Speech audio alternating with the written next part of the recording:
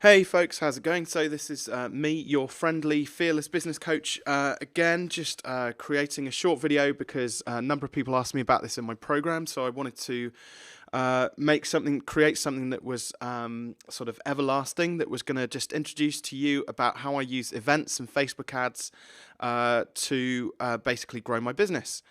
So it's split up into two parts. So I'm covering the events and the Facebook ads. And by the way, I'm no means either a marketing expert or a Facebook ad. I'm literally just going to show you what I do to create results for my business, and show you how I managed to drive my Facebook ad spend when booking people onto events down from about £6 or £7 per person sat down to under £1 per lead, per seat. I see things like workshops and events as being a fantastic lead magnet for your business. It's a great way to build trust, and then you've got people in the room who you can kind of handle any objections in the room. So if they've got any questions about your program, your products, or your services, events are a fantastic way of kind of being able to overcome and answer all of those questions and build trust and sort of grow your business exponentially, rather than kind of doing the hope marketing of, hey, here's my PDF download, like chuck your email address in here and I'll throw a load of stuff at you. So this video is designed to be like I've designed it so it's going to add like a huge amount of value. There will be things in here which they've worked for my business but may not work for your business. Don't worry about if there's something you don't understand, don't worry about it. You can always fire me a question. I'm happy to help. What I would love, I have a coaching program called Fearless Business, so which many of you watching this will already know about, but if you want to know more, then please do ask. I won't go into too much tactical detail. Like if you're asking questions, it'd be like, well, you got to come and join the club, really, like pay to play. But in the meantime, so hopefully you'll get enough value out of this video so you can actually kind of get started. So this video, the thing is called Event Like a Pro. So basically the 5 things which I'm going to go through, I'm not going to spend masses of time on the event side of things. So Facebook ad stuff will be about a third of the way into this video, but it's useful to know how I use the events and why I'm doing the Facebook ads the way I am. So 5 things we're going to go through. So we're going to go through the event planning process, like what information do you need to actually to gather, to pull together to create an event, and actually it's not very much. I'm going to go through the practical stuff around kind of booking the venue and sort of the do's and don'ts. I'll be going through how to set up Eventbrite, create the Facebook link, and then to start the marketing and promotion process. This also assumes, like me, that you've run a few events in the past, so you've got some people in your Eventbrite platform already.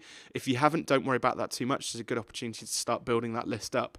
I'm a big fan of using third-party apps, so that's why things like Eventbrite is a great sort of event marketplace.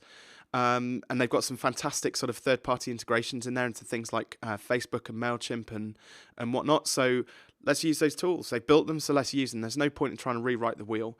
Then I'm going to move into, I will probably actually, for the sake of this one, skip the presentation because it'll take too long for me to walk you through my presentation process. If you want to know more about that, like ping me a message. We can set up a consultation to discuss, or a coaching session to discuss specifically that. And then the real guts of it will be the Facebook ad side of things. And that's where I think most of you will be interested. So if you're interested in Facebook ads, it's worthwhile watching the event side of things, even if you're not going to do that, just so you can see how the two things link together. But the Facebook ad side of things will be, like I said, I'm not a Facebook ad expert, but this will help you to stop basically burning money by doing things like boosting posts and doing Facebook ads and going, oh, I've done Facebook ads and it doesn't work for me. Well, I'm going to cut through a lot of that kind of sort of bullshit for you, and hopefully clear up some of the things around kind of how you target your ads and reduce your ad spend down. Cool. I hope that sounds good. So let's crack on. So, first thing, planning your event. So, first of all, the title, it needs to be brave. So, my strapline for my events is double your turnover in 6 months. This is, there's a very well-known saying about sell people what they need, not what they want. But actually, the reality is there are 3 core pillars in any business. They are delivery, marketing, and sales. And what you need to do is be a bit like a newspaper with a sensationalist headline and market to what people want. And then when they're in the room, sell them what they need. So that's why you're not lying here. It's not like I can't double people's turnover in 6 months. In fact, I have done. I've doubled in the last year alone, probably about 30 businesses turnover within 6 months in the time that I've worked with them through my coaching program. So it's not lying, but I want to put a sensationalist headline out there to grab people's attention, because how many business owners out there wouldn't want to double their turnover in 6 months? Let's be fair. Small, medium, or large, doesn't matter. The next thing is then to work out who your event is for. So we're talking about kind of target market here. So in respect to the target market, who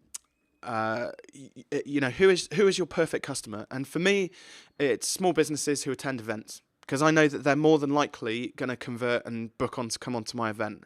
Now, the reality is I know that if I want to get 100 people into a room at an event, listening to me, that probably there are only 10 or 20 people in that room who will be interested in buying my goods or services, or products. But that's not a problem. The other 80 people are there to kind of create a buzz. I know that the value which I deliver during my events helps them, so that's cool. But so I want basically business owners whose businesses have kind of plateaued and they just want to take it up to that next level of growth. Maybe they're having a few issues around confidence and things like that.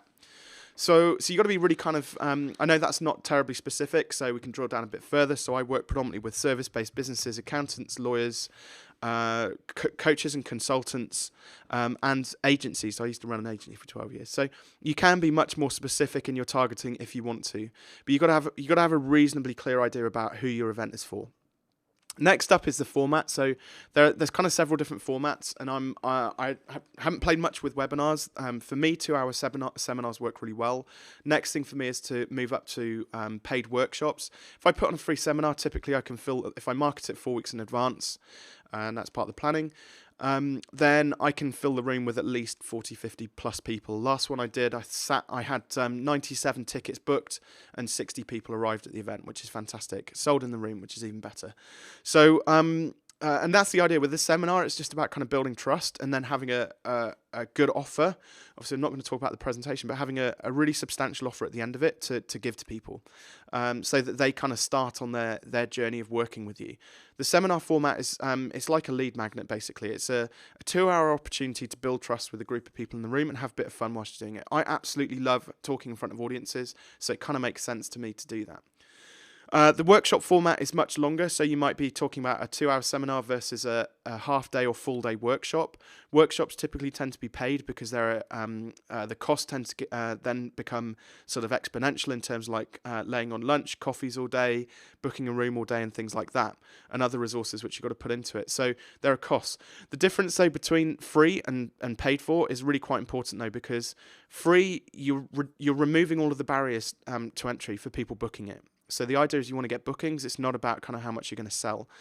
Even if you charged £1 for a workshop, you've still got to overcome that attrition of people like having to part with their hard-earned cash. Even if it's just £1, people still have to make this buying decision up here. So think very carefully about whether you're going to do a free event or a paid event.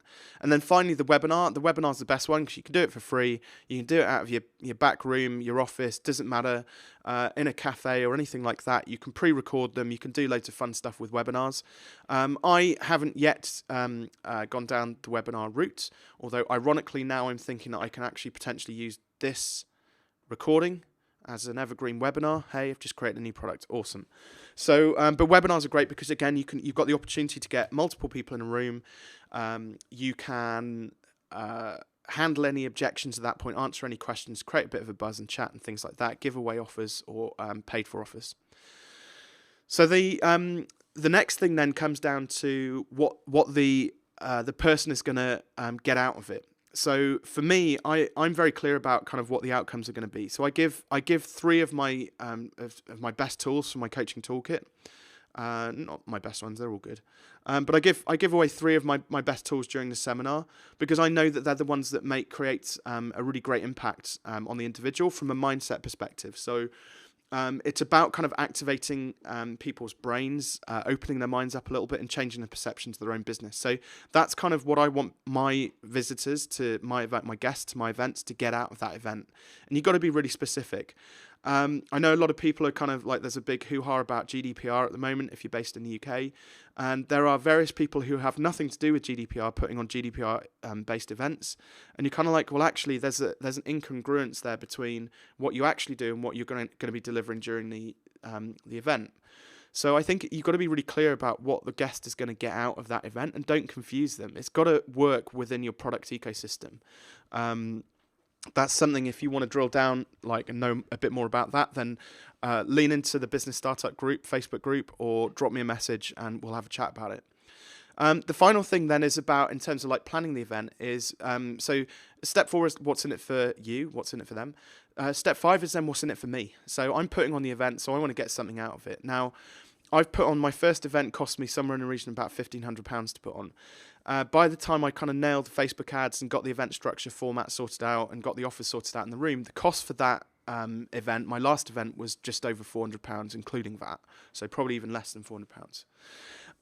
Now I know when I put an event offer out, how much each one of those offers is going to be worth. So the last event, I wanted to sell a 12-month package to the Fearless coaching program, the group program, plus a few extra gifts. I also give away a copy of my book during the event as well, so that kind of gets bundled up in the costs, I guess. That probably puts the costs up a little bit. You don't have to do that, but you can if you want to. And also, I kind of incentivize people to show up to the event, because then I'll do things like potentially give them access to my e-learning programs. You could sell an e-learning program in the room. I've done that quite successfully. At an event last year, I sold 10 e-learning programs in the room at £95 each, which kind of pretty much paid for that really expensive first event which I put on. That was cool. But really, the event lifetime value for me is made up of sort of my various different product offerings. So the e-learning program, my group coaching program, and then finally one-to-one. So obviously it's the one-to-one clients who are kind of, they bring in the greatest amount of return on investment for me. So typically, if I fill a room with 40 people, and this is where it's important to start to get to grips with the numbers and your conversion rates. And the first event, you'll be shooting in the dark, but just call it information gathering, call it whatever you like. So my first event, I sat 76 people. I sold 10 e-learning programs in the room, which pretty much covered the costs. And actually, off the back of that, I then got 2 one-to-one clients. One came on immediately, sort of in a month afterwards, and one came on. They said basically they weren't going to be ready for about 3 or 4 months, and they true to their word, they did sign up. Those one-to-one clients were worth about £5,000 each in terms of customer lifetime value. So for the sake of a £1,500 investment, which most of that I got back initially in the room, actually then I produced some in the region about £8,000 to £10,000 worth of event lifetime value. So you've got to be really clear about what your products do and deliver, and how much event lifetime value you're going to create through selling your products at the event. That's the purpose of putting on free events. Really important to know that. So the next thing then, we drilled, just to kind of go into a bit more detail about the events. So there we go. So Fearless Business, double your turnover in 6 months. So it's kind of quite a sensationalist headline. There's the other bubble, which you can see here, is around free versus paid for. So I did, I always come back to free for the 2-hour seminars. It just seems to be the best format. It gets the best amount of engagement. People talk about it. They tag people in. Like, this guy's really cool. He's giving us some stuff for free. What you can do is you can do kind of upsells. So you could have like a VIP package where people get to spend 20 minutes with you answering questions on a one-to-one basis. Or it could be that you have you could do upsells in there for your relearning program. So it's either free, or if you want free and to attend the event plus the learning program, it's like £9 or £19 or £29 or something like that. So make the event free, but you can have upsells in there. That's quite important. Next up, kind of, here we go. So this is then going into the details about it. So target market, service-based businesses. What are they looking to, what outcomes are we going to create? So develop fearless goals, turn a service into a product, how the internet has broken marketing, and the 3 common pricing mistakes that businesses like yours make. So that people come into this like they're not totally blind to what it is that I'm offering. They know what they're going to get out of that 2-hour seminar. Other things I also throw in is half an hour's worth of networking at the start of it. So even if they don't like my presentation, well, they've had an opportunity to meet other business owners and talk to them about like what they do and stuff. And people love talking to people. It's fantastic. What is the result as well? How are people going to leave the room? And I tend to, like with mine, I'm kind of, it's a bit vague, but fearless in business. If you go to the event, you'll know what that means. Less stressed and laser focused, ready to kickstart your business. That's based on feedback that I've had from events. That's how what people have said when they leave the events. That's how they feel. So I've just chucked that in there. And then kind of a couple of calls to action. But first you need to take part in a fearless business event, come with an open mind, maybe check out my book, maybe check out the Facebook group. So kind of we're just, again, we're warming people up before they attend the event. A few bonuses. So if you do actually show up, you're going to get a free copy of my book. Well, that's worth at least $11.99. In fact, it's actually priceless because my book, Take Your Shot, is absolutely awesome. If you haven't read the book, you should. And then just, I know these are Amazon reviews, but again, a bit of social proof to say that, hey, actually, this guy's pretty cool. He wrote a book, and on a 4-hour plane journey, it totally changed my business. Lots of familiar ideas in the story, but compared it to a book called The Goal by Elijah Goldratt, who's an awesome author, and it's a great book. So that's really cool. Excellent book, some really key insights, easy to understand, highly recommend it. Now, if people think that about the book, they'll get a similar sort of effect because how I do my business, how I run my business, how I talk, how I dress, everything, there's a consistent kind of process there. So if people like get the reviews, if they get that far down the event thing before booking, they know kind of what they're in for, basically, that I'm an honest kind of guy. So next up, how do we calculate event lifetime value? So, excuse me. So essentially what you want to do is you want to work out how many free tickets you're going to give away. So it could be like 40. How many people do you expect to show up? Now, typically, because I've run lots of events, I know it's somewhere between 45 and 55%. Last event, I got 60 to 65%, which is pretty cool. Then you want to know what your conversion rate is going to be. So the conversion rate could be, well, like I said, if I had 76 people in the room and 10 of them bought the e-learning program and 2 bought the one-to-one coaching program. So I can work out what my conversion rate is depending on how many people I get in the room. And then finally, what's the offer? So is it a breakthrough session, a consultation? Is it an e-learning program? Is it a book? Is it what is it? How much is it? If it's a coaching program, fantastic, because then you'll have, or an agency, you'll have recurring revenue being generated. How long do clients typically stay with you for? So this is called like the customer lifetime value, basically. So if a coaching client stays with you for 6 months and they pay £500 a month, the customer lifetime value there is £3,000, just to give you an idea. So then you can watch this bit back. I'm just going to rattle through it. So then the event lifetime value is free tickets times by your show up rate, times by your conversion rate, times by your average customer lifetime value, which gives you your event lifetime value. So like 100 free tickets, 50% show up rate, 10% conversion rate, and average customer lifetime value of £500 leaves you with an event lifetime value of £2,500. Now, if you know it's going to cost you more than £2,500 to put that event on, probably not worthwhile, unless you've got a load of stuff going on in the back end. I'll explain that something for another day. But if you know that it's only going to cost you a couple £100 to put that event on, or £200 up front to get you £2,500 in the back end, cool. So we know that this event's worthwhile putting on. So next up, booking the venue. So essentially, I'm just going to read this out. It's like PowerPoint presentation, like 101. Just don't do it, but I'm going to read it out. So find a good room, light and airy in a hotel, with good coffee, easy access, and lunch potentially if you're doing a day-long workshop.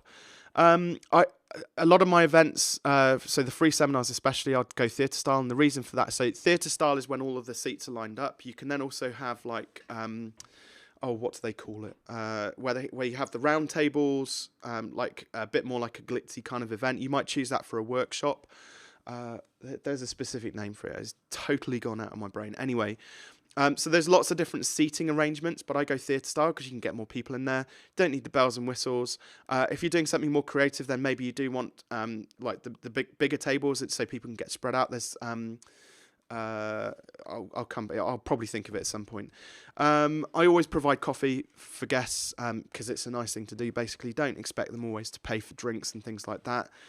We want to give them a pleasant experience, push them into a nice emotional state so that they think we're a great guy. And this isn't about manipulating people. This is just like being a decent human being. Like, give them good coffee. Like, you know, it's not expensive either. It's like normally a couple of quid a cup if you book a nice hotel.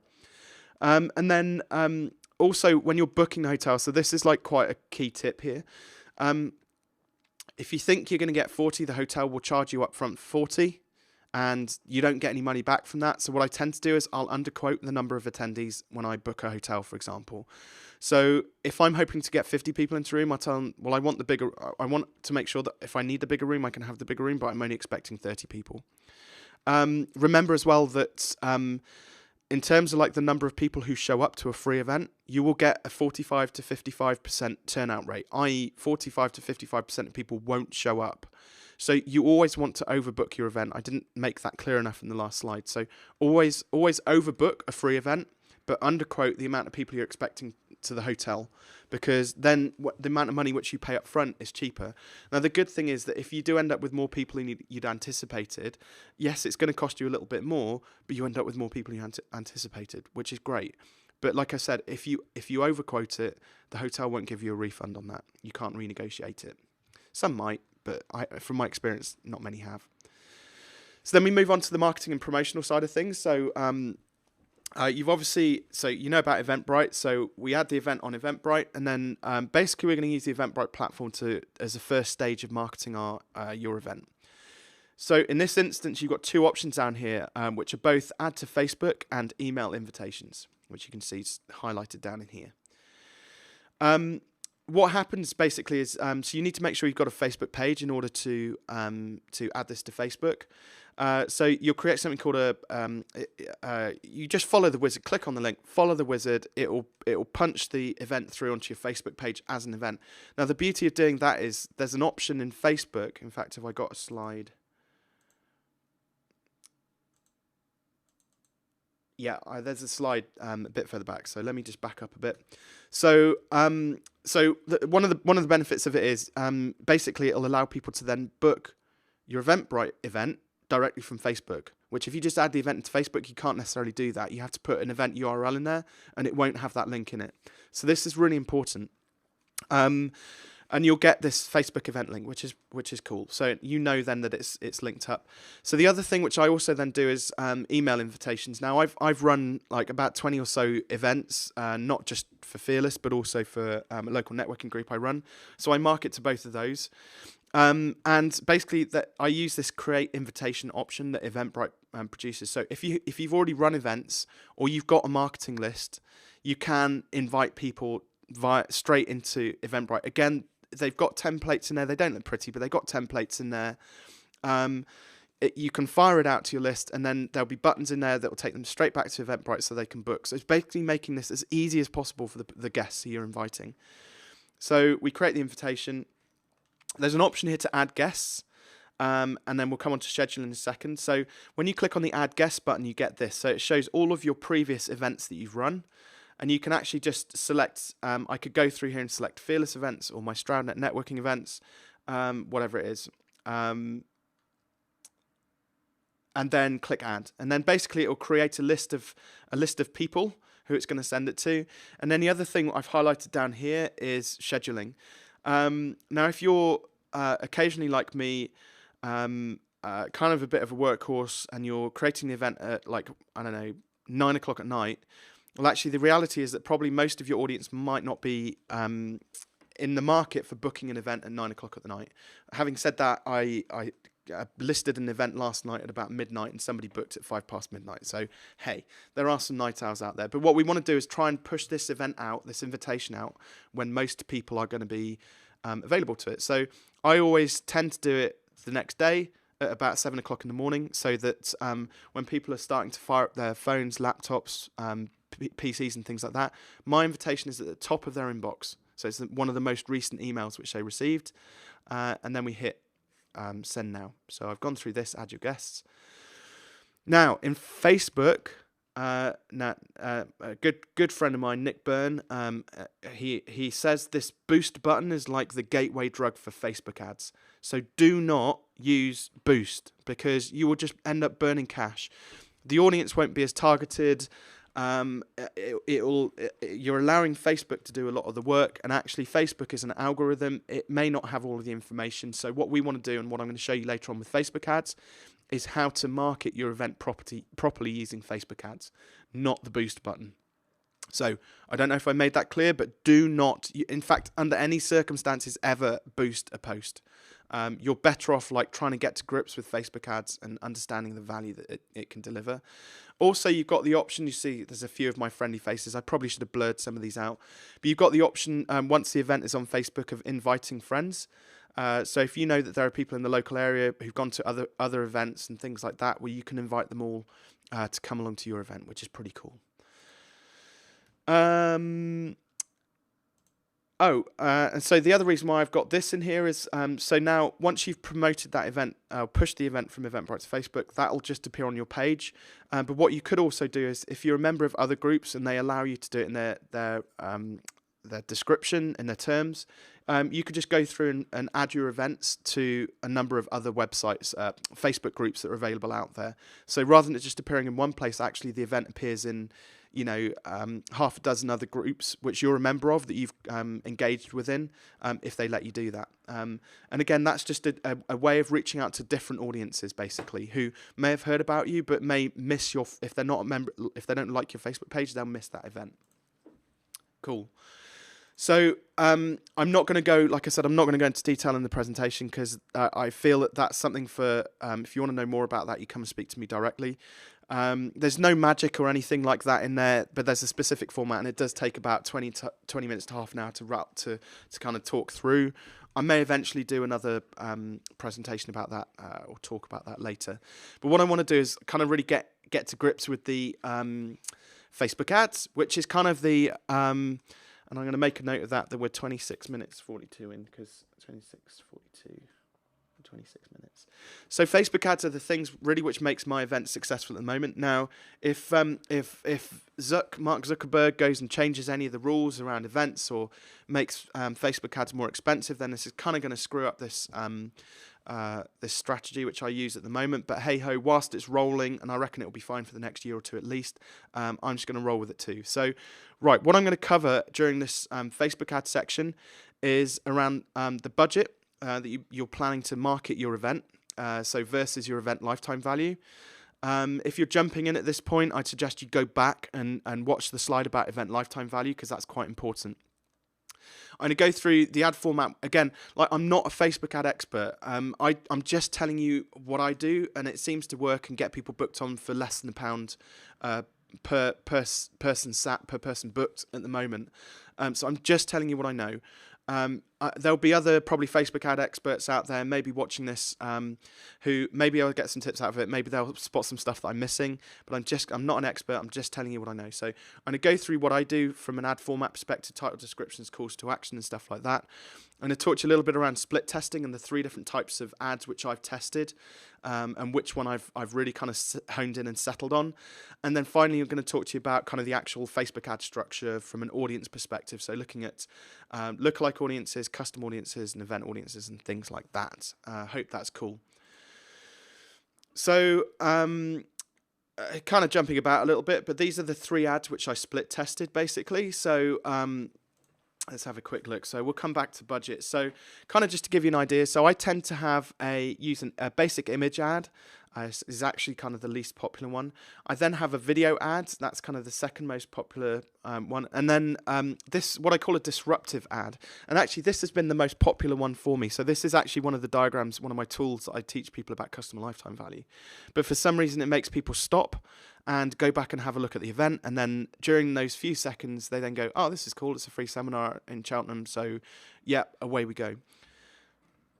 So you can see from the structure of the ad, in terms of like, so first and foremost, and again, I got to give sort of a hat tip. There's a guy called Jamie Forrest, JP. I always get the name on JPW Marketing. Jamie Forrest is a Facebook ads expert, and he kind of helps me out with the ad structure. Started to introduce me to kind of audiences and things like that. So I owe him an awful lot. But so he's the one who kind of taught me this sort of structure. So basically what we want to do is have like something really clear at the top of it. So who we're speaking to, business owners of Gloucestershire. So it's location based, it's talking about our target market. And then you're invited, so call to action, you're invited to a free seminar at the Jury's in Cheltenham on Friday the 26th. So it's got all of the basic details in there. And then if they click more, it's going to get them, give them a few more details about what this seminar is going to do for them, basically. So there's like 3 bullets and a couple of other details in there. And then we've got the image. Like I said, it says interested there, but actually if you click into that ad, you then get the option to actually book a ticket directly from Eventbrite, which is pretty cool. So I've split tested like numerous different ads. I mean, I've spent thousands of pounds on Facebook ads and finally settled on this kind of being the most popular, but do always split test across your different audience. It may be that this thumbnail wasn't right for this video, or the video was too long, because this particular video is about sort of 2.5 minutes, so people maybe didn't watch all of it. This is a bit kind of too salesy, and people will probably just scroll past that potentially. So I found this disruptive type of ad, like make it colourful, make it bright, make it like scribbles and a bit of a mess. It seems to attract people's attention. It works for me, like I said. So then we're kind of going to go into the budget side of things. So now I actually set for the last event, I actually only ended up spending about £100 to book 97 people onto the event. But actually, I would have been willing, because I knew that if I filled the room up with 50 people, I'd have at least 1, maybe 2 ongoing coaching clients. I'd sell some people onto my group coaching program, so that would create a customer lifetime value in its own right. And actually, the venue only cost me 250 quid, so I was willing to spend £300 on Facebook ads. Now, one of the key things is what we want to do is run the ads right up to the day before the event, because people will still book at the last minute. I did this similarly for my networking event, and in January we had 17 people book on the day before. That's 17 people out of 60 in total who attended the event. So schedule it to start straight away and end literally like the day before your event. And like the time looks a bit random, but hey ho. So my event was on the 26th of Jan. And then run the ads all the time. Basically, you could schedule it if you wanted to run between like the most popular times. You know, like I know that my audiences tend to be online at lunchtime on Facebook, and sort of later on in the evening once the kids have kind of gone to bed. So sort of 7 to, I don't know, 10 p.m. So you could potentially run it on a schedule. I've never split tested that. Hey, maybe that's something I should do. But I tell I'm lazy, so I just run the ads all the time, basically. So next up, we're kind of getting into the real guts of like the Facebook Ads Manager and like the control panel. And there's a few things that you'll see in here which will be familiar. So the ad which we're doing is an event ad, and ideally what we want to do. So this stuff on the right is really, really important. We want this needle to be bolt upright. So that it says that we're not too specific, we're not too broad, our audience is clearly defined. Now the green band actually goes like, you know, for a big part of it. Also, what we don't want is this potential reach to be absolutely massive. We don't want it to be into like the hundreds of thousands. I mean, it depends on the event. I guess if you're like Tony Robbins or somebody, you probably want it to be going out to hundreds of thousands of people, and you got the cash. But actually, the reality is we want it to be very specific. So I'm talking about kind of local event-based marketing here. You could use this tactic if you wanted to do bigger events, and probably actually, if I wanted to grow my Fearless events, I'd probably take them to London or Reading or Birmingham or a bigger city. You know, so that's one way of doing it. Like, I'm not going to draw people into an event in Cheltenham. Like, let's be fair. Well, I do, but not from outside of Gloucestershire, probably. And then the other thing is this estimated daily results. So what I try and do is I'll adjust my budget basically to make sure that the reach is somewhere approaching 1,000 people a day. Because then when you start reaching 1,000 people a day, you get this this second bar appear, which is for the estimated number of event responses. And so if I'm getting 6 to 21 event responses a day and reaching 1,000 people a day, that's pretty cool. And actually, so what it's, in terms of like budget, That's why it's better off to start with a really high budget. Now, what Facebook is going to do is eke out that budget over the course of the lifetime. So if you're doing a 4-week campaign, it'll eke out the £300 over the course of the event. So, but what we want to do is maximize the amount of event responses as quickly as we possibly can. So we may only be willing to spend 300 quid, but if you're brave with your budget and stick in 300 quid, knowing that you'll probably get everybody booked on in that first week, and it'll only cost you 100 quid. I mean, Facebook's like, woohoo, this person's like going to spend 300 quid. So they're like, yeah, let's just throw this out all over the place and we'll get loads of engaged people and we'll give it to the right people. But actually what you do is you spend 100 quid, get your 70 or 97 bookings and switch it off. And you've only spent 100 quid. So actually being brave with this this budget and the scheduling is like absolutely vital. And ideally, like I said, we want to get to this point whereby we've got this estimated daily reach up over 1,000, and this event responses thing pops up because that's just triggered something in Facebook's algorithm to say this guy's promoting events and he's got a budget for it. So I'm not going to go too much into creating custom audiences. There'll be loads of advice and tips and tricks and stuff like that out there. How I do it is I create a basic custom audience of everybody who's attended my events in the past and pump that into Facebook. At the moment it's about 600 or 700 people. And then I create a lookalike audience based on that of the and basically how lookalike audiences work is they give you the closest 1% of people. So I've chosen, in terms of my lookalike audience, people based in the UK. So there's 41 million registered Facebook users in the UK.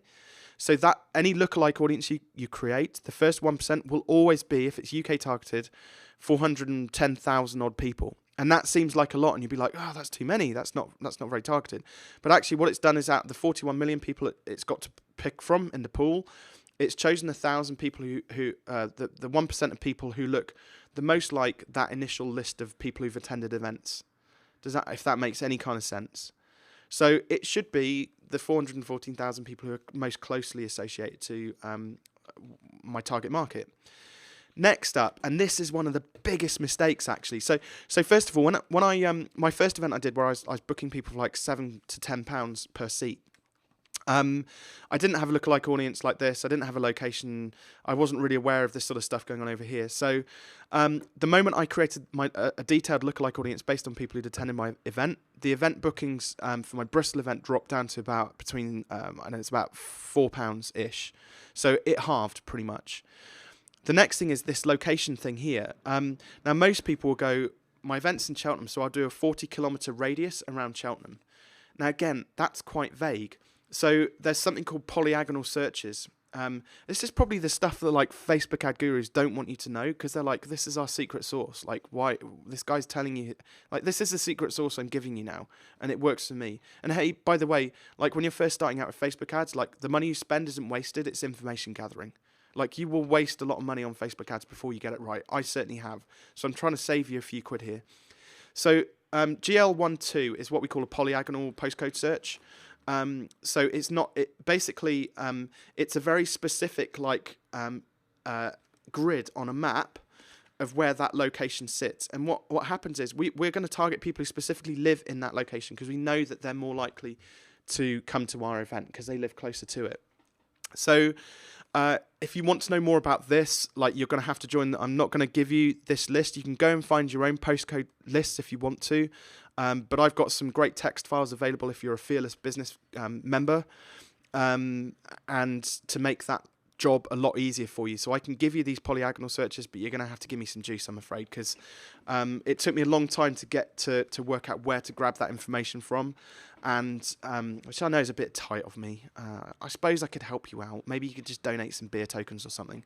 But like this, when I started targeting specific polyagonal postcodes like this, my cost per person sat again dropped by more than half.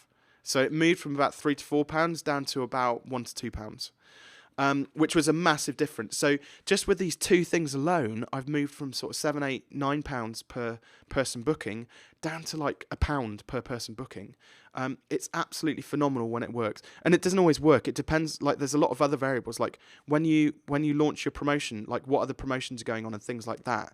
If you run two ads, similar ads at the same time, effectively they're competing against each other for this reach, this traffic. So it could potentially cost you more. So there's a lot of variables which are kind of going on there. I kind of tend to use sort of fairly vague sort of demographics. Like I want everybody to come along from 24 to 65. Now the last event which I did, again, probably the first 10 people that booked it were women, and then Facebook decided, well, then everybody who wants to go to this event are female. So it started to slide much more towards women. So I had to create another ad, switch off my women out, because I'm not focused specifically on women, but I wanted a mix of people and genders in the room, a mix of demographics in the room, because it all adds to the event. I think it'd be a bit weird if people turn up. I don't know whether it'd be weird. Maybe I thought it was weird if everybody who turned up to my event was female. I don't know.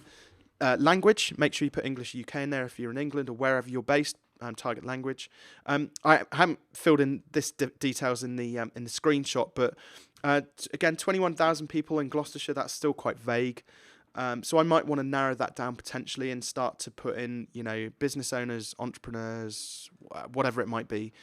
And you can also exclude people. So you might choose to exclude, I don't know, taxi drivers. For whatever reason, maybe you've got something against taxi drivers. So if there are people you don't want to, but you don't see this box to start off with. There's a little link which you have to click to exclude people. So if you put business owners, you then have to click another box and exclude taxi drivers.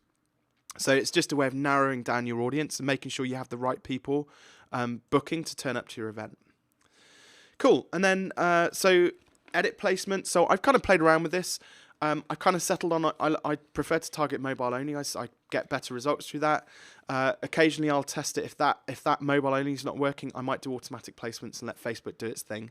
It's entirely up to you. You've also got there's various different things. I mean, I would look at just look at Facebook's help pages around kind of the different types of platforms. And what's going to work best for your event, and kind of, again, it will depend on your audience. But for me, mobile only or automatic placement, absolutely fine. Whether you push it across to Instagram or not, it's entirely up to you if you've got an Instagram following. Optimize for ad delivery. We want event responses, bid amount automatic, so let Facebook do its work. If you do manual, you will end up paying too much. And then we want charges to be charged per impression, basically. So every time this goes out to 1,000 people, we want to be charged for it, because if our ad structure is right, if our targeting is right, if our event is appealing and can produce value, we should get quite a good conversion rate. Now, I haven't actually looked in detail as to what my conversion rates are, actually, based upon my impressions. Is probably something I should look at. But again, you can find that information in the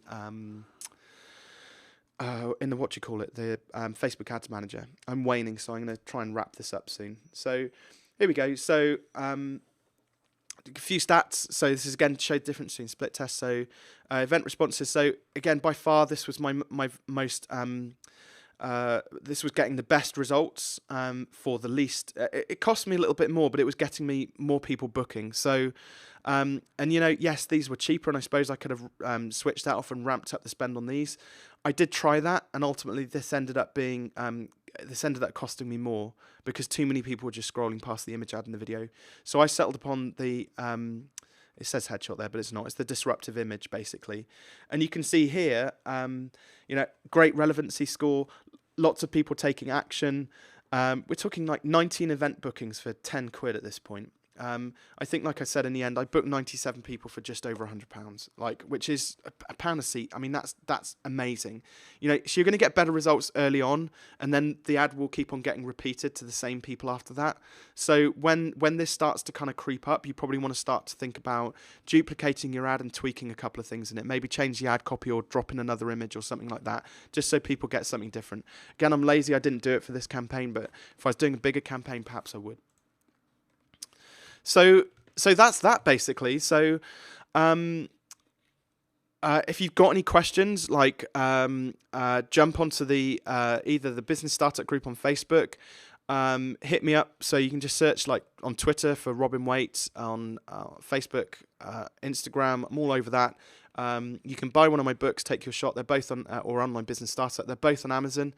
And if you want to know more about Facebook ad side of things, then like get yourself booked in for a consultation with me.